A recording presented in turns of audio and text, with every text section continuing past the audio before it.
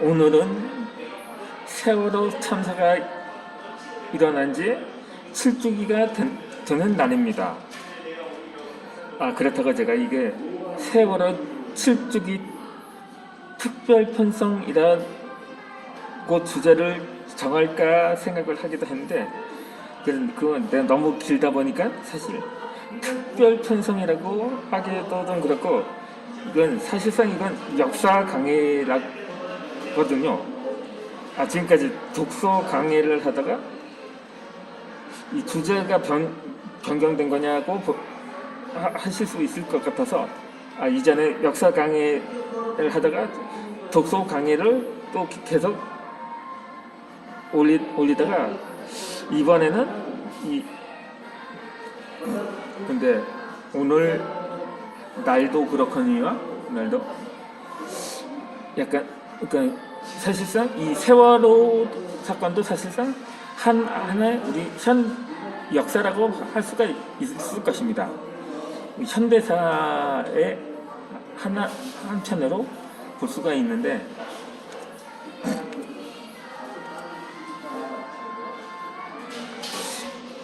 그런데 모든 국가의 수장이라든가 이런 교통수단에는 기장도 있고 조종사도 있고 선장, 이렇게 다양한 리더가 있잖아요. 그 하나의 무언가 배라는 교통수단인 그 수장격이라고 할 수 있는 선장의 잘못된 대처로 인해서 당시 300명이 넘는 미래의 인재들이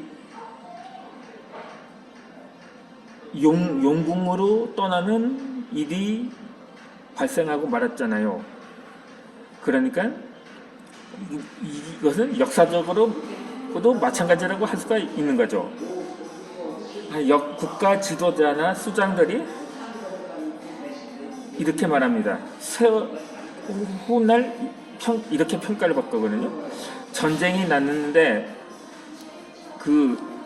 국민과 백성들을 버리고 자신이 혼자 살겠다고 도망을 치는 이 사람들을 일컬어서 세월호 선장 같은 사람이라고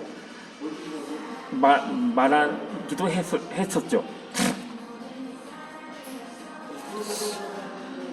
잠시 직원이 제지를 한다면 마스크를 올리겠습니다만, 아무래도 이거 발음이 또 입이랑 마스크가 접착이 돼서 어려울 것 같아요. 발음을 생성하는 데가. 그래서 이것은 좀 우선 양해를 구하겠습니다. 어쨌든 간에 우리나라의 역사에서 이 세월호 선장 같은 사람이 두 명이 있었죠. 하나는 조선시대 임진왜란 때의 선조였고, 그리고 우리나라 초대 대통령이라고 하죠. 6.25 때 이승만 대통령을 들 수 있는데, 그런데 이 이승만 대통령이 이 전쟁이 일어나서 국민을 버리고 도망친 행적에 대해서 이를 긍정적으로 평가한 유튜버가 있어서 이에 반박하는 영상을 올리려고 합니다. 이 정동순 목사님이라고 그분 유튜브로 영상을 올리고 있는데, 이승만 대통령이 6.25가 나자 후방으로 피신한 것은 그건 그나마 나름대로 잘한 선택이라는 취지로 설명을 하셨더라고요. 그렇다면 그것은 만약에 국가의 수장이 적군의 포로로 잡힌다면 그 나라는 사실상 끝이라고 말하더라고요. 그런데 그렇습니다. 사실 전쟁이 일어나면 최고 지도부는 아니면 포로로 그치는 게 아니고 대부분 처형이 됩니다. 그러니까 아마 또 당시 대통령은 당시 적군들은 당시 포로 대상자와 처형 대상자로 분류를 했다고 합니다. 대체로 높은 지위는 처형 대상자고 낮은 지위는 포로 대상이었는데, 만약에 당시 대통령이 끝까지 수도를 사수하다가 적군의 총탄에 서거를 했다면 지금 이 후세대 사람들은 그래도 그나마 이승만 대통령은 건국 대통령이다 국보로 기억을 했을 것입니다. 하지만 실제는 그렇지 못했죠. 그러한 논리라면 아마 조선의 임진왜란 당시 선조도 성군이었다고밖에 볼 수는 없는 거죠. 마찬가지거든요. 그때 만약에 왕이 적군들한테 잡혀서 처형이 되었다면 지금쯤 아마도 처형이 되지 않고 만약에 그냥 포로로 잡혔다면 우리나라는 아마 일제 식민지 기간이 36년이 아니라 360년, 계산해보니까 380년 정도 되더라고요. 아마 그렇게 되었을 것입니다. 6.25와 임진왜란의 전쟁이 진행 상황이 각고도 달랐거든요. 6.25 때는 북에서 남으로 내려오고 당시 지도부는 남으로 그러니 피난을 하고, 조선시대에는 적이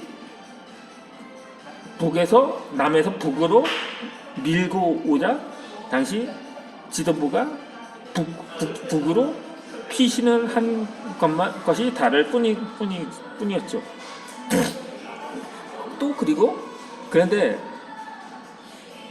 당시 6.25 때 이승만 대통령이 그냥 피난을 하면 됐지 한강 다리는 왜 끊었을까요? 근데 그게 대통령의 결정이 아니고 당시 육군 참모총장이었던 최병돈의 독단적인 행동이었다고 보는 시각도 있습니다. 그것이 대통령에게 전해지다 대노를 해서 그 책임자들을 사법 처리했다고 하더라고요. 그냥 거기까지는 그랬다고 쳐요. 근데 그렇다면 이 후방에 도착을 해서 하면 거기서 진두지휘를 하면 그나마 전세를 역전시킬 수도 있어요. 물론 실제로 또 6.25 유엔군이 참전해서 전세를 역전을 시키긴 했었죠. 하지만 당시 전선이 낙동강까지 밀리자 당시 지도부는 일본으로 사실상 그건 망명이도 해외로 그냥 내빼는 거니까. 물론 선조도 마찬가지였습니다. 위주를 최후의 보루로 택했다고 하지만 당시 선조 조정에서는 명나라까지 국경을 넘을 생각이었다고 합니다. 이것도 같다고 볼 수는 있죠. 그런데 해외로 망명을 했다고 해도 그 지도부가 무조건 욕먹은 것도 아니거든요. 우리나라 6.25 일어났을 때 같은 시기 티베트는 중공의 침략을 받자 당시 티베트의 지도자였던 디라이 라마는 인도로 망명 정보를 세우게 됩니다. 그 후에 티베트 사람들은 그 디라이 라마를 천하의 주빌놈이라고 치를 떨지는 않았거든요. 오히려 지금까지 정신적인 지도자로 추앙을 받고 있죠. 물론 당시 티베트와 인도는 적대 관계가 아니었기 때문입니다. 하지만 유교 당시까지만 해도 우리나라는 그때까지, 물론 지금도 여전하지만 합니다만, 한일 간에는 이 앙금이 남아 있었거든요. 그 당시 뭐 미국과 동맹을 맺은 일본이 그 참전설이 나면서 당시 대통령은 일본군 먼저 공격하겠다고 담화를 했을 정도였거든요. 그만큼 당시 일본에 대한 반감이 남아 있었던 때였거든요. 그런데 완전히 적군에 밀리자 일본으로 군함까지 대절을 했다니 이 위선이 아니고 뭡니까? 그리고 또 무엇보다도 우리나라가 지금까지 친일 청산이 불충분했다고들 하는데, 그 결정적인 원인이 반민특위를 강제 해산시킨 때부터가 그게 여기 그 문제에 대해서 꼬이게 된 거죠. 그러니까 그 말단들을 경찰 같은 사람이 고위 지도급 인사들을 대부분 일제에 협력한 사람들로 이 동경을 시켰는데, 하다못해 그나마 이 선조는 분조라도 했었거든요. 분조. 조정을 둘로 나눈다는 뜻인데, 그래서 후방은 자신의 아들인 광해군을 수도 서울에 남겨뒀던 거죠. 그렇게 그래도 당시 왜군의 추가 진격을 막을 수가 있었던 거죠. 물론 당시 공노비들 비롯해서 일반 백성들을 만나주고 그 조정 지도부가 피난을 한 데 대해서 했으니까 이 백성들이 열 안 받았겠습니까? 결국 왕국에서 방화를 하는 일까지 일어났었던 거죠. 이렇게 결국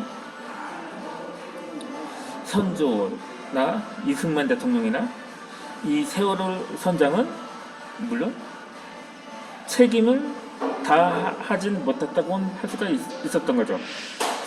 그러니까 당시 이승만 정부는 하다못해 양심상으로 수도에 물론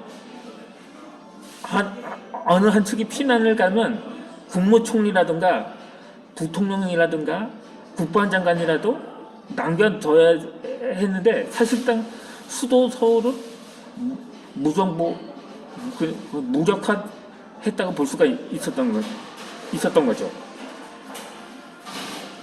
그 후 피난지에서 선거에만 열을 올려서 결국 여러 차례 개헌을 하는 일을 서슴지를 않았던 거죠. 그렇게 이어서 다음 주제로 영상 올려드리도록 하겠습니다.